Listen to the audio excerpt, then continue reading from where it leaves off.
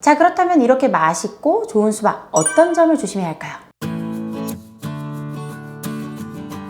안녕하세요, 내과점의 닥터 K입니다. 여름하면 가장 대표적으로 떠오르는 과일이 뭘까요? 바로 수박이죠. 무더운 여름철에 수박 한 입 먹는 것만큼 기분 좋은 일이 없는데요. 다이어트 하시는 분들, 그리고 당뇨가 있으신 분들 뿐만 아니라 모든 분들께서 수박하면 이제 많이들 드시고 관심도 많으시죠. 그래서 오늘은 수박이 정확히 어떤 효과가 있는지, 그리고 어떻게 먹어야 올바로 내 몸에 제대로 활용이 될지, 더 좋게 섭취하는 법부터 먹을 때 주의해야 할 점은 없을지까지 알아보도록 할게요.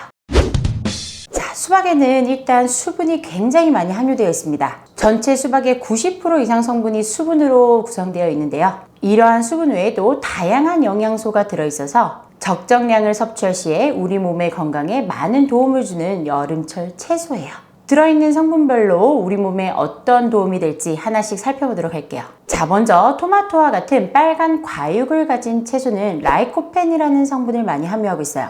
이 라이코펜은 베타카로틴처럼 비타민 A로 전환되는 것은 아니지만 체내에서 베타카로틴 이상의 강력한 항산화 작용을 하게 돼요. 그래서 그 항산화 작용으로 인해서 노화 방지와 항암 효과, 심혈관 질환 예방 및 혈당 저하까지 여러 가지 역할들을 하게 됩니다. 이 라이코펜 성분을 사람을 대상으로 한 임상 실험에서 특히나 유방암, 전립선암에 대해서 탁월한 방어 기능이 있다라는 연구 결과들도 보고된 적이 있어요. 그리고 심혈관 질환에 대해서 유럽에서 연구한 연구 결과에 따르면 라이코펜을 적게 섭취한 군에 비해서 라이코펜을 많이 섭취한 군에서 심장마비의 위험성이 반 이상 줄어들더라라는 결과가 있었습니다.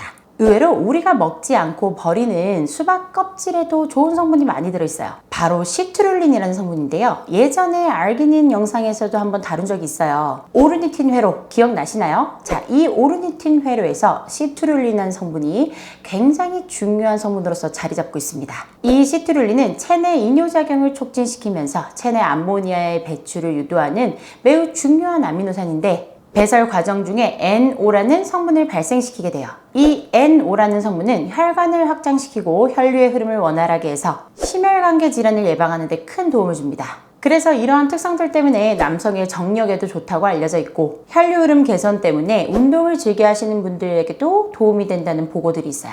이뿐만 아니라 섬유질이 풍부하기 때문에 우리의 배변 활동을 촉진시켜주고 변비를 해결해줄 뿐 아니라 체지방의 감량이나 콜레스테롤 감소에도 도움이 돼요. 하지만 아무래도 문제는 수박 껍질은 잘 먹기가 힘들죠. 굉장히 좀 질기기도 하고 사실 맛도 없습니다. 그런데 이 껍질에 그렇게 좋은 성분이 많다니까 자, 어떻게 먹어야 할까요? 수박을 차라리 전체를 갈아서 드시는 거예요. 껍질까지 넣어서 전체를 갈아서 먹으면 그나마 조금 더 편하게 드실 수 있고 뭐 수박 껍질을 통해서 무침을 만들거나 뭐 이런 방법도 있습니다. 이런 것들은 뭐 유튜브에 여러 가지 영상들이 많더라고요. 한번 참고해 주시면 좋을 것 같고요. 뭐 내가 영 수박 껍질은 못 먹겠다 이런데 이제 수박 껍질이 남았죠. 그럼 이걸 얇게 이렇게 잘라가지고 팩으로 만들어서 얼굴에 붙이는 것도 효과적인 방법 중에 하나예요. 이 밖에도 수박은 비타민 A, 비타민 C, 비타민 B6가 들어있고 마그네슘과 칼륨도 풍부하게 들어있어요. 이렇게 여러 가지 비타민과 전해질들이 듬뿍 들어있기 때문에 우리 몸의 대사 활성에도 훨씬 더 도움이 되고 더군다나 100g당 칼로리가 30kcal로 낮은 편의 과일에 속하기 때문에 다이어트를 하시는 분들에게도 좋은 선택지가 될 수 있어요. 자, 그렇다면 이렇게 맛있고 좋은 수박 어떤 점을 조심해야 할까요? 자, 이렇게 달고 맛있는 수박은 그 단맛 그대로 당지수, 글라이세믹 인덱스가 좀 높다는 단점이 있어요. 수박의 글라이세믹 인덱스는 72 정도로 사실 굉장히 높은 편에 해당됩니다. 그렇지만 당지수에 비해서 당 부하지수는 4 정도로 낮은 편에 해당돼요. 쉽게 말해서 당지수는 높아도 혈당이 올라가는 속도는 비교적 천천히 올라간다 이렇게 생각하시면 돼요. 자, 그렇다고 해서 그러면 당이 천천히 올라가니까 당 지수가 아무리 높아도 뭐 당 부하 지수가 낮으니까 내가 수박을 그러면 당뇨가 있는데 수박을 왕창 먹어도 될까요? 이 질문에 대한 대답은 사실 이제 수박을 드실 수는 있죠. 드실 수 있는데 얼마나 먹는지가 중요해요. 수박뿐 아니라 모든 과일은 당뇨 환자뿐 아니라 일반 사람에게도 얼만큼 드시는가가 중요합니다. 적정량을 먹는 게 중요하다는 얘기인데 맛있다고 엄청나게 먹게 되면 당연히 당이 엄청 올라가고 안 좋은 영향을 끼칠 수밖에 없어요. 게다가 수박에 풍부하게 포함되어 있는 성분인 칼륨은 일반 환자들에게는 이뇨작용을 촉진시키고 좋지만 콩팥이 안 좋은 분이나 당뇨면서 이제 콩팥이 안 좋으신 이런 분들께는 칼륨이 과량이 된다는 것이 신장에 독성을 일으킬 수 있기 때문에 안 좋은 영향을 끼칠 수도 있어요. 왜냐하면 칼륨이 많이 들어오는데 콩팥이 안 좋으면 배출이 잘 안 되기 때문에 몸속에 칼륨 농도가 올라갑니다.